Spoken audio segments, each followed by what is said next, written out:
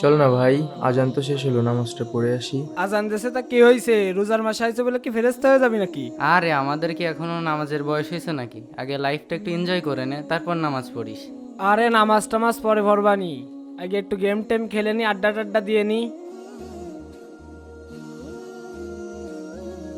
আচ্ছা তোরা থাক, আমি একটু আসি। কি অবস্থা ইফতি? আচ্ছা তাহলে তুমি যাও, আগামীকাল সময় মতো চলে এসো। আর নামাজের টাইম হয়ে গিয়েছে, নামাজটা পড়ে যেও। ঠিক আছে হুজুর। হ্যাঁ ইফতি বলো। আচ্ছা হুজুর, মানুষ যদি আল্লাহর রাস্তা ছেড়ে ভুল পথে চলে যায়, তাহলে কি ফেরার রাস্তা আছে? আল্লাহ তাআলা কি তাকে ক্ষমা করবেন? দেখো ইফতি, রাস্তা কখনো বন্ধ হয় না, মানুষ নিজের চোখ বন্ধ করে রাখে।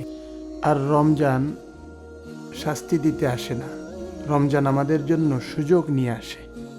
মনে রাখবে, যে আল্লাহর পথে ফিরতে চাই, আল্লাহ তাকে কখনোই নিরাশ করে না।